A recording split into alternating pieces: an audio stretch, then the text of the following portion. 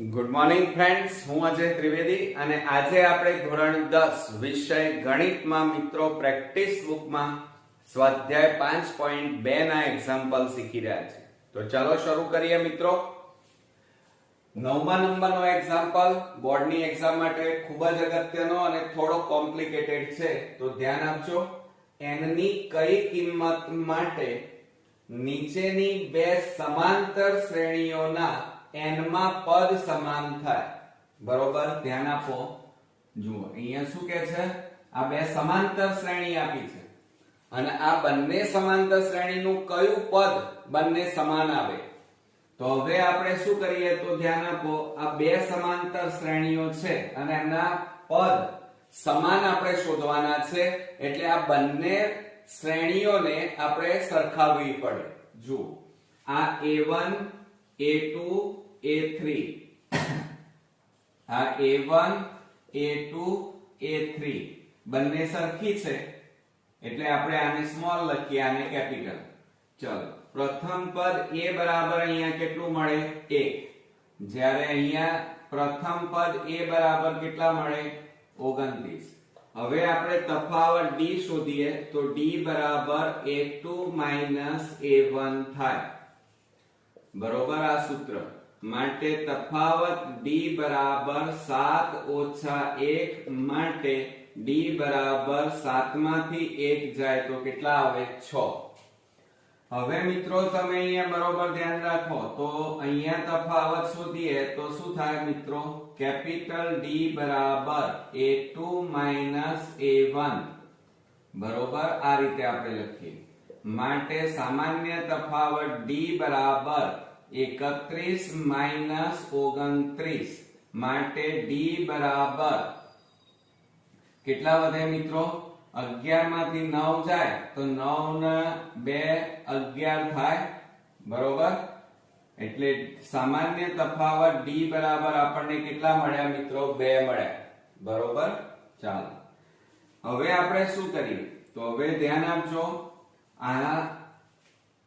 આ એક શ્રેણી, આ બીજી શ્રેણી, અને એમાં આપણે n માં પદ સમાન શોધવાના છે.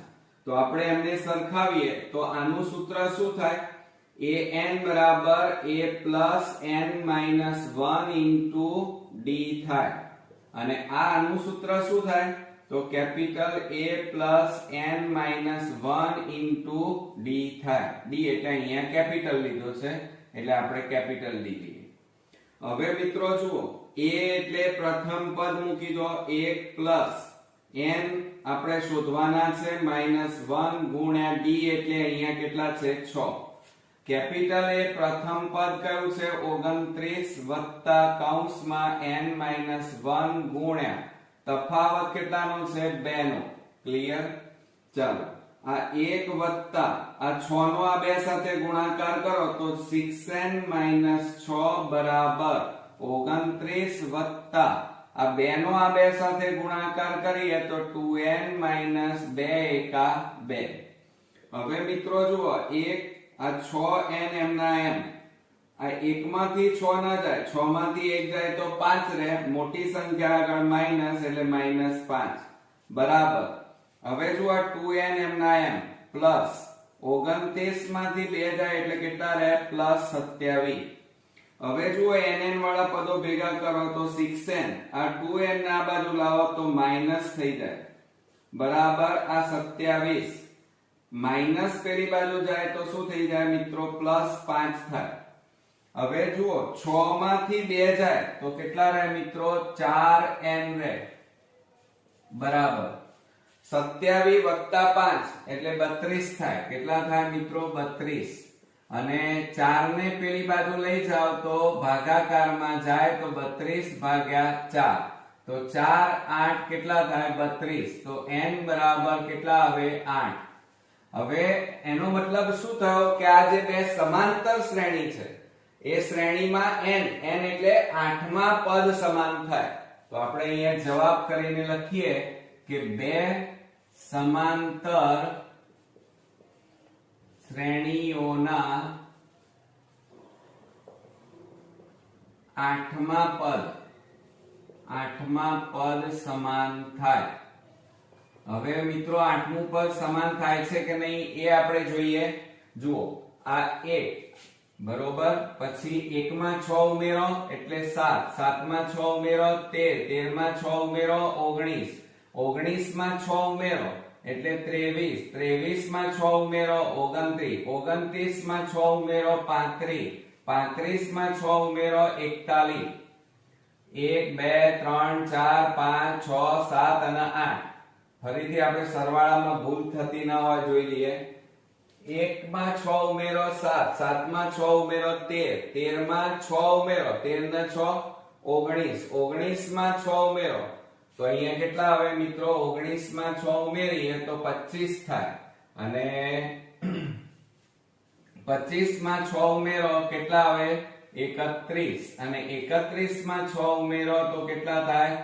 37, અને 37 માં 6 ઉમેરો તો કેટલા આવે મિત્રો? 43. એટલે આઠમું પદ કીધું છે. જુઓ અહીં આઠમું પદ અહીંયા કયું આવ્યું? 1 2 3 4 5 6 7 અને 8.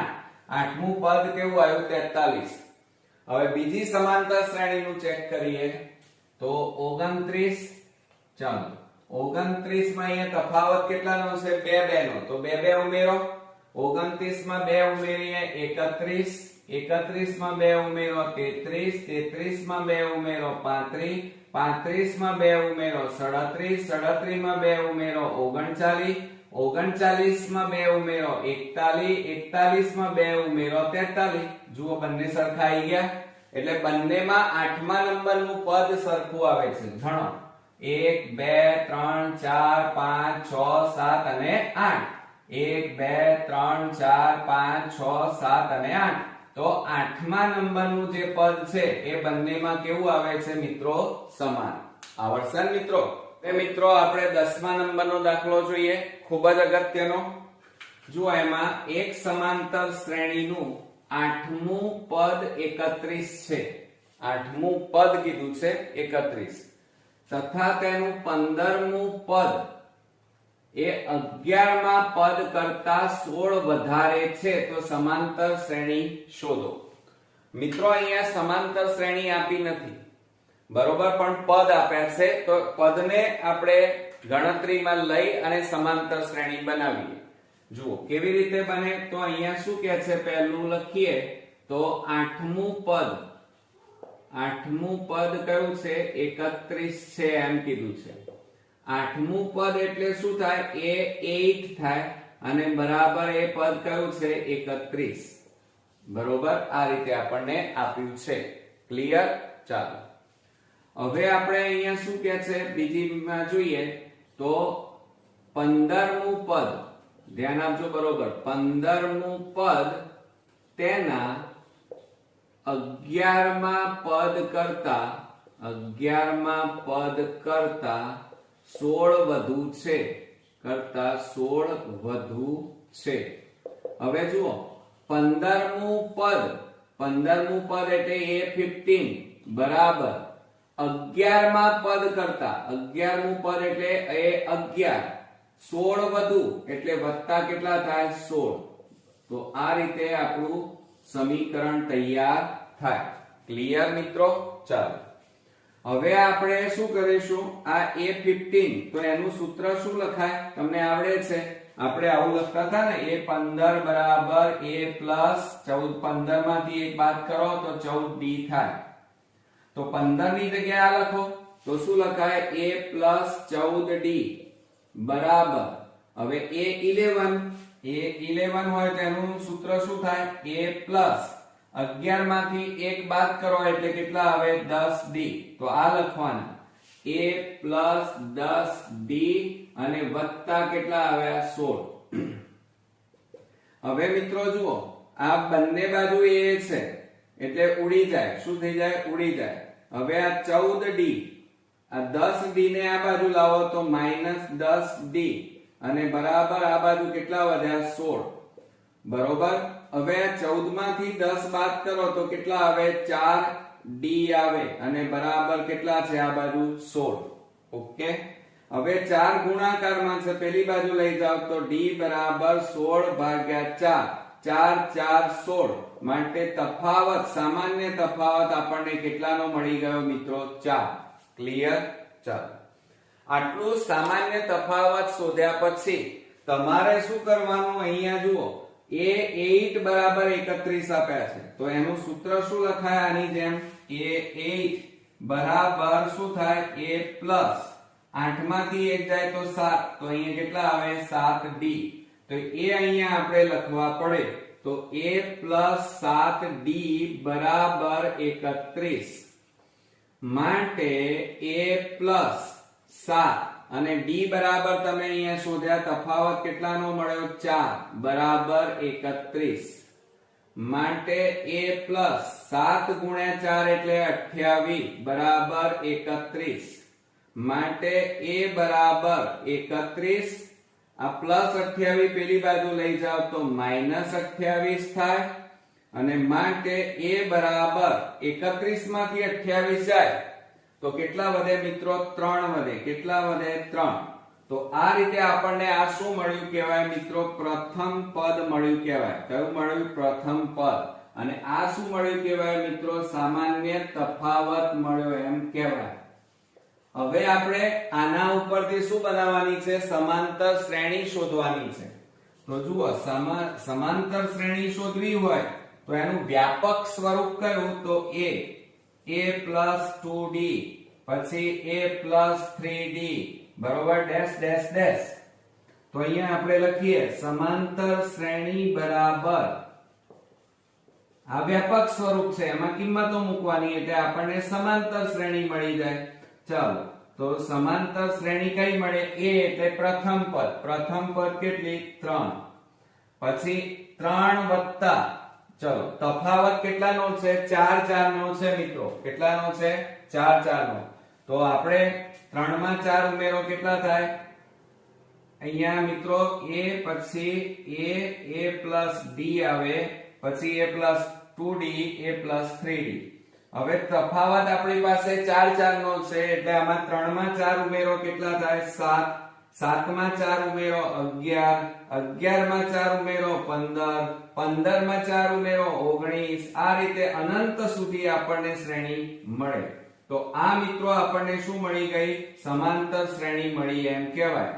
તો આ એનું વ્યાપક સ્વરૂપ. ચલો એમાં આપણે કિંમતો મૂકીએ તો પ્રથમ પદ કયું આવ્યું? 3. આમાં 3 વત્તા તફાવત d, 3 ના 4 કેટલા થાય? 7. ચલો a વત્તા 3 અને આ 4 દુ 8, 8 ને 4 આ 8, 4 દુ 8 અને આ 3 11 થાય. પછી 3 અહીંયા પ્રથમ પદ a કેટલા છે? 3 અને અહીંયા d કેટલા છે? 4, 4 તરી 12, 12 ના 3 15. તો જુઓ, ચેક કરો, આવી ગઈ સેમ. તો આ રીતે મિત્રો આપણે સમાંતર શ્રેણી શોધી શકીએ. બંને દાખલાઓ બોર્ડની એક્ઝામ માટે ખૂબ જ અગત્યના છે, તો મિત્રો બરોબર પ્રેક્ટિસ કરજો. નેક્સ્ટ વિડીયોમાં નવા એક્ઝામ્પલ સાથે ફરી મળીએ. ત્યાં સુધી ગુડ નાઇટ ફ્રેન્ડ્સ.